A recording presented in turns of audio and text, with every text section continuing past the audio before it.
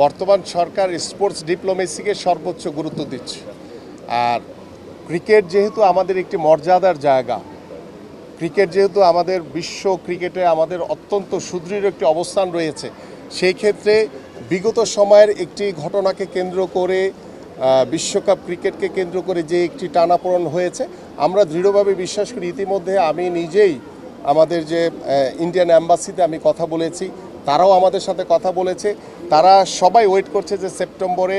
ভারত বাংলাদেশে আসবে, আসার পরে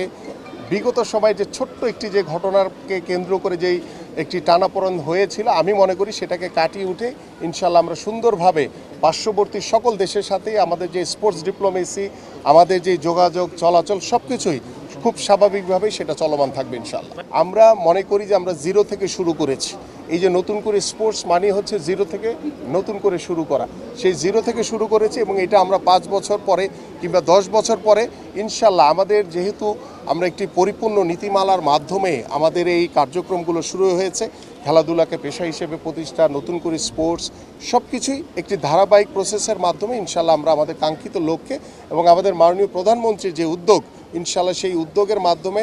আমার পরিবার, আমার এই সমাজ এবং আমার এই রাষ্ট্র যে গুণগত পরিবর্তন পাবে, সেই পরিবর্তনের আপনারাও সবাই যাতে এই ইতিহাসের সাক্ষী হয়ে থাকেন সেই প্রত্যাশা ব্যক্ত করছি। এই নতুন করে স্পোর্টসের মূল লক্ষ্যই হচ্ছে যে প্রতিভাবানদেরকে তুলে নিয়ে আসা এবং তাদেরকে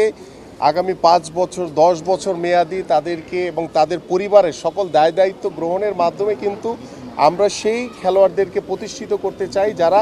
ভবিষ্যতে বাংলাদেশের ফ্ল্যাগকে বিশ্ব মানচিত্রে উপস্থাপন করবে। তো সেই ক্ষেত্রে আমাদের বিকেএসপি সার্বিকভাবে সহযোগিতা করছে। আমাদের স্থানীয় পর্যায়ে যারা বিভিন্ন ইভেন্টের ফুটবলের কোচ, ক্রিকেটের কোচ, সাঁতারের যারা কোচ রয়েছেন, প্রত্যেকটি ইভেন্টেরই কোচরা কিন্তু সেই খেলোয়াড়দেরকে বাছাই করছে এবং আপনাদের আজকে যারা জাতীয় পর্যায়ে অংশগ্রহণ করছে তাদের থেকে বাছাই করে এবং যদি কোনো ভালো সাঁতারু কিংবা ভালো কোনো অ্যাথলেট তারা যদি গ্রামে হয়তো বা কোনো কারণে তারা আসতে পারেনি এখানে, তাদেরকেও আমরা কালেক্ট করে আমরা জাতীয় পর্যায়ে এনে তাদেরকে বাছাই করার মাধ্যমে আমরা বিকেএসপিতে তাদেরকে ভর্তি করার সুযোগ করে দিব এবং সেই বিকেএসপিতে তার পড়াশোনা, খেলাধুলা সে যতদিন নিজেদেরকে প্রতিষ্ঠিত করতে না পারে ততদিন আমাদের এই সহযোগিতা সার্বিক সুযোগ সুবিধা তাদের জন্য অব্যাহত থাকছে।